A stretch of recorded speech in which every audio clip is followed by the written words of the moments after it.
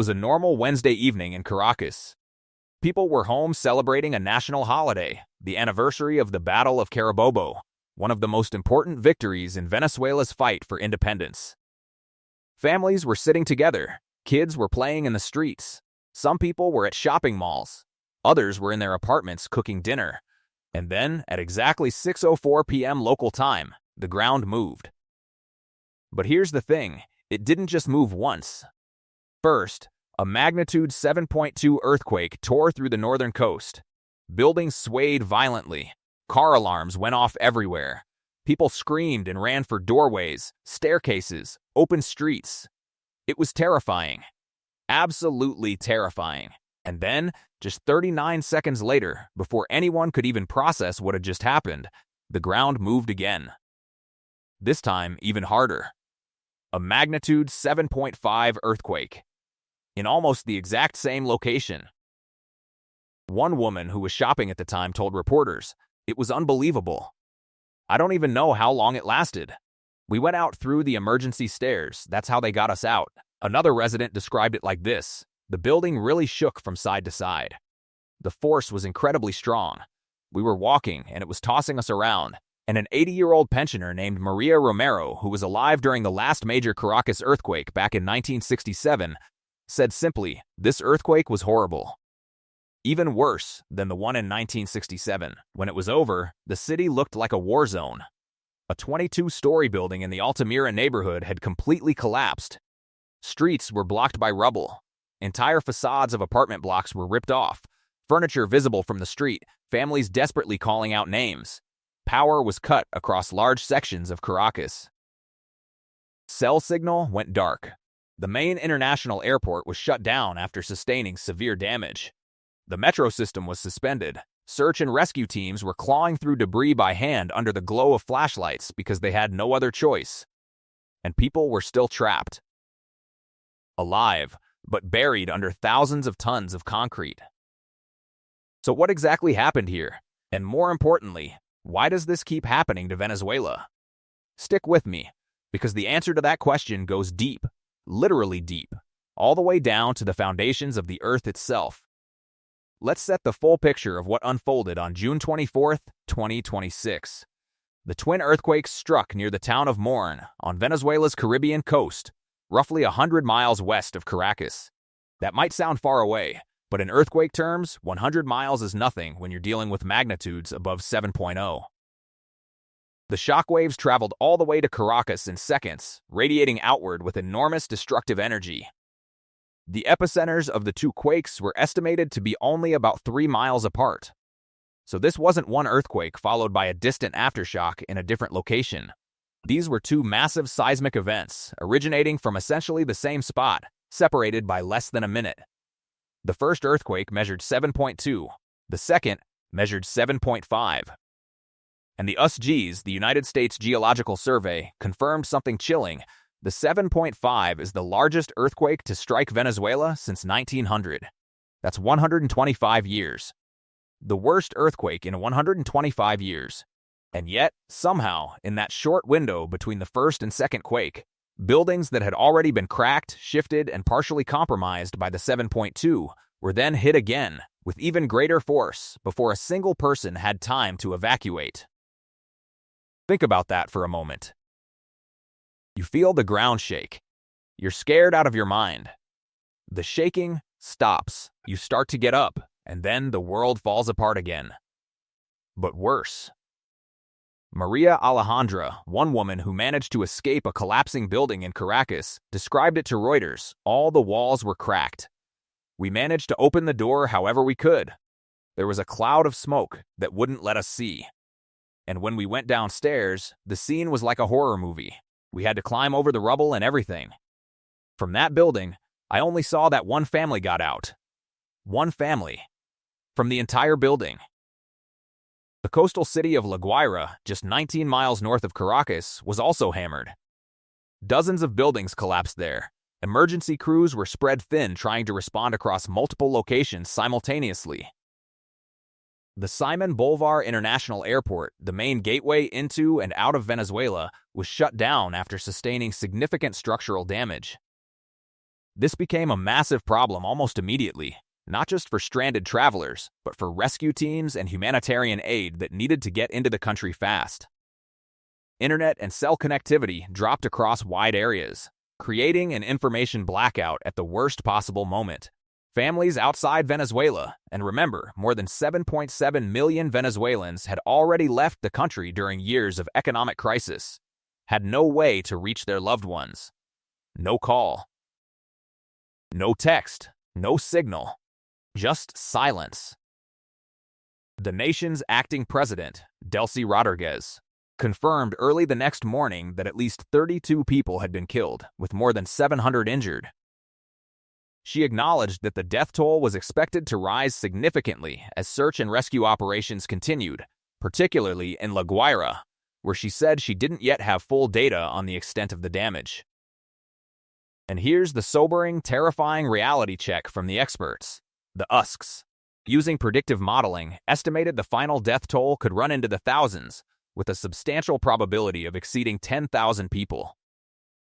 10,000 people because the buildings are still being searched, people are still trapped, and the aftershocks haven't stopped. Now I need to explain something that most news reports skim over, because understanding why Venezuela gets hit like this is actually the most important part of this story. Venezuela isn't just unlucky. It isn't a random tragedy. There is a very specific, very understandable, geological reason why this country has been getting rocked by earthquakes for hundreds of years. And it all comes down to two enormous pieces of the Earth's crust, called tectonic plates, that happen to meet directly under northern Venezuela. Here's how it works. The Earth's surface isn't one solid shell. It's broken into massive pieces, like a cracked eggshell called tectonic plates. These plates float on top of the molten rock beneath, and they're constantly, slowly, moving. We're talking centimeters per year. But over millions of years, that movement adds up to mountains being pushed up, oceans opening, and continents shifting. Now, where these plates meet, those boundaries are where the action happens. Volcanoes, earthquakes, the most dramatic geology on the planet. Venezuela sits directly on top of one of these boundaries, specifically the boundary where the Caribbean plate and the South American plate meet. These two plates don't crash head-on into each other the way India and Asia did when they formed the Himalayas. Instead, they grind past each other, moving horizontally in opposite directions. The Caribbean plate is sliding eastward relative to South America at a rate of roughly 20 millimeters per year. That doesn't sound like much. But remember, the plates aren't sliding smoothly. They're locked. The rock on either side of the fault grips each other with enormous friction. The pressure builds and builds and builds over years, decades, sometimes centuries. And then the rock breaks, and all of that stored energy releases instantaneously. That's an earthquake. And because the Caribbean and South American plates have been doing this for millions of years, the northern edge of Venezuela is essentially a giant loaded spring. Always under pressure, always building toward the next release. Geophysicist Vashon Wright from the University of California, San Diego, who spoke to reporters in the aftermath of the June 2026 disaster, put it bluntly, Venezuela lies in a massive strike-slip fault zone. That's the technical term for this kind of boundary, where plates slide past each other horizontally rather than colliding or subducting. Strike-slip faults can generate some of the most violent, destructive earthquakes on Earth. The San Andreas Fault in California is a strike-slip fault. The North Anatolian Fault in Turkey is a strike-slip fault. And the fault system running through northern Venezuela is in the same category. So we know the Caribbean plate is grinding past the South American plate. But where exactly does that energy get released? That's where Venezuela's fault lines come in.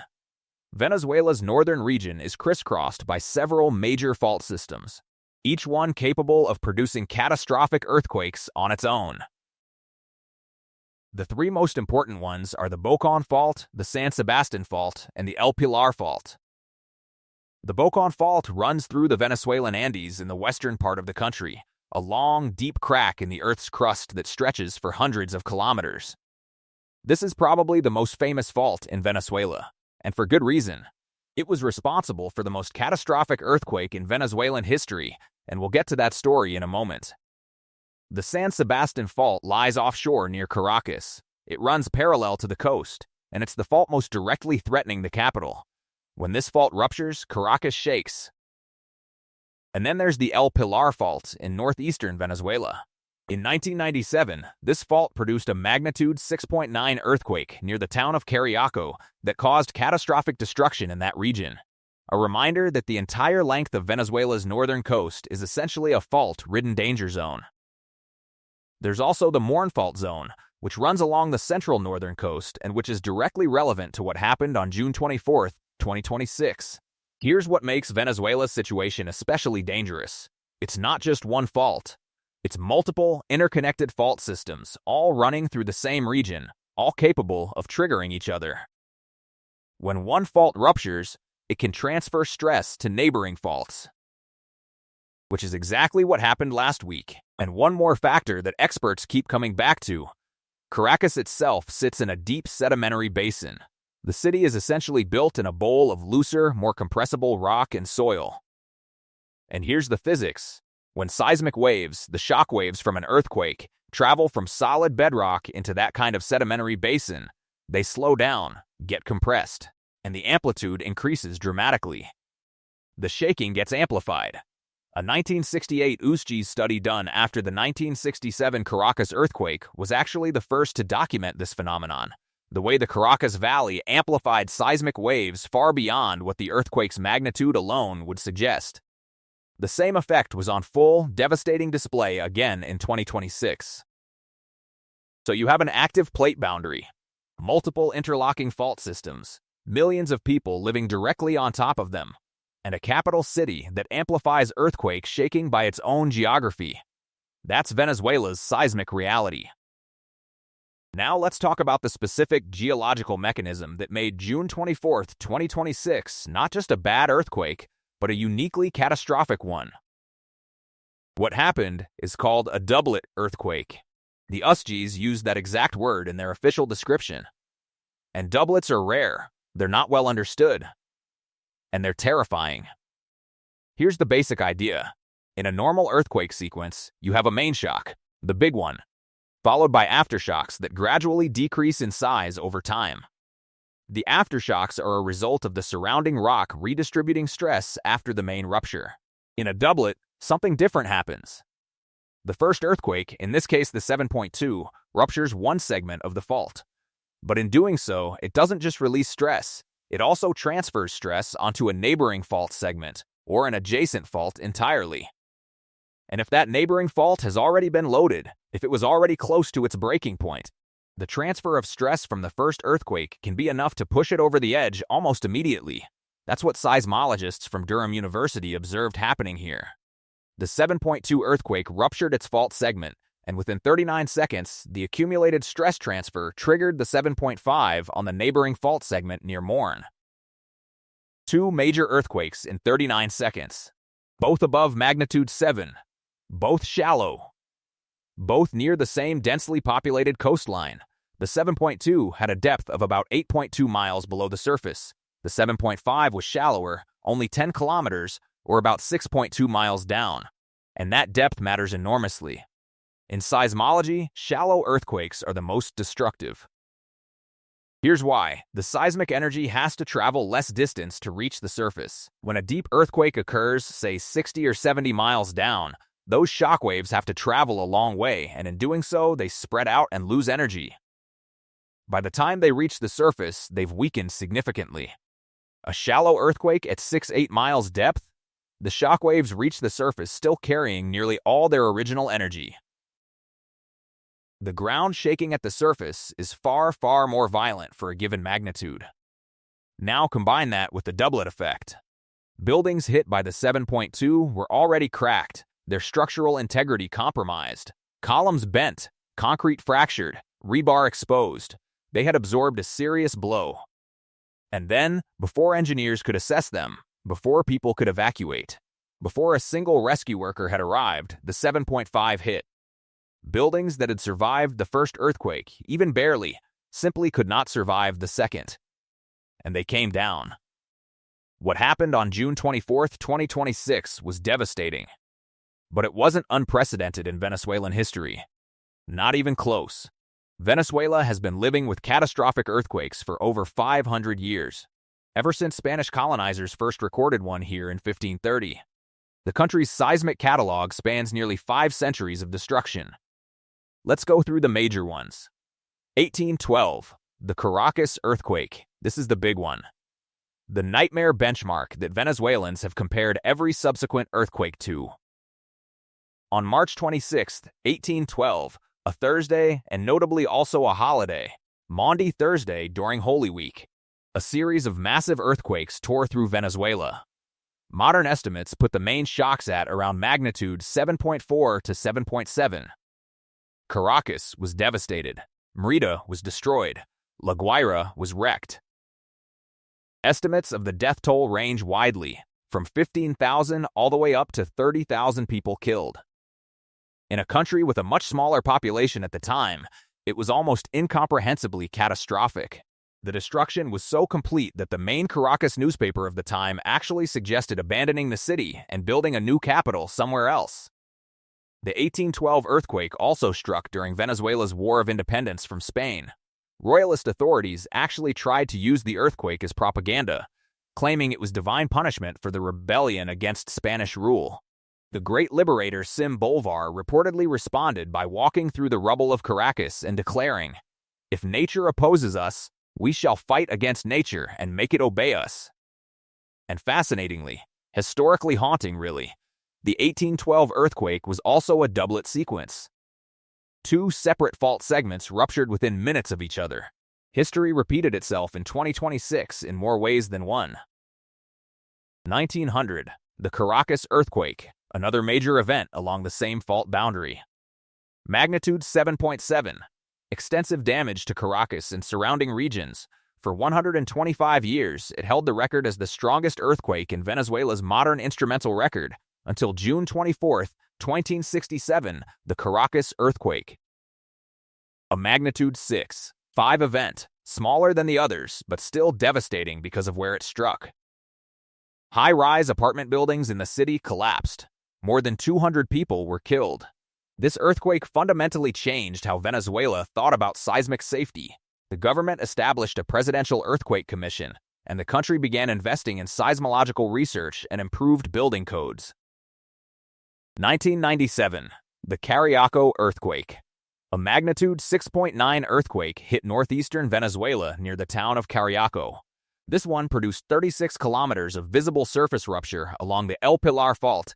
You could literally see the crack in the ground from the air. The town of Caracas was largely destroyed. 2018, the Gulf of Paria earthquake. A magnitude 7.3 earthquake struck along the northern coast, causing significant shaking in Caracas and surrounding areas. And now, 2026. The strongest since 1900. The doublet. The disaster that has overwhelmed a nation already stretched to its limits. The pattern is undeniable. Venezuela doesn't just have earthquakes occasionally. It lives with the constant threat of catastrophic seismic events because the geology underneath it is permanently, irreversibly active. Here's the part of this story that the earthquake alone doesn't tell. Venezuela went into this disaster already in crisis.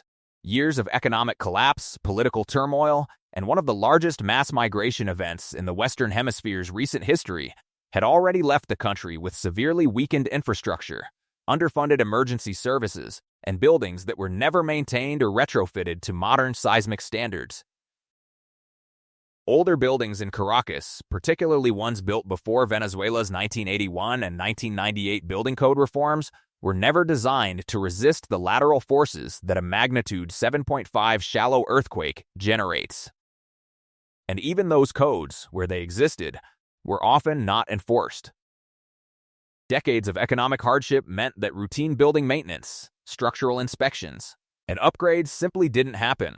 The result was a city full of buildings that looked standing, but were seismically vulnerable in ways no one could see from the outside.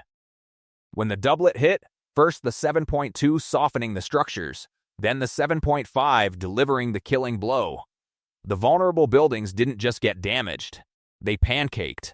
Floor fell on floor. The catastrophic collapse mode that engineers most dread. In the Altamira neighborhood, a 22-story building was seen completely demolished by app journalists on the ground. In La Guaira, whole blocks were flattened.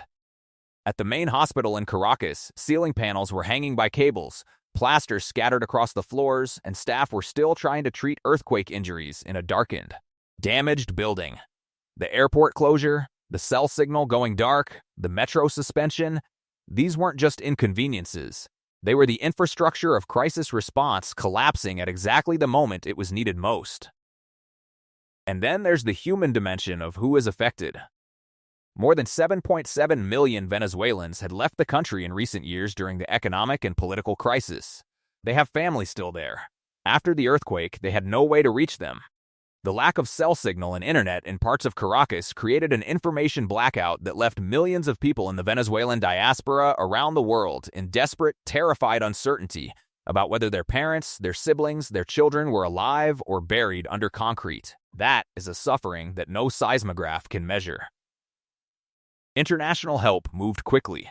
The United States deployed search and rescue teams, medical resources, and humanitarian aid.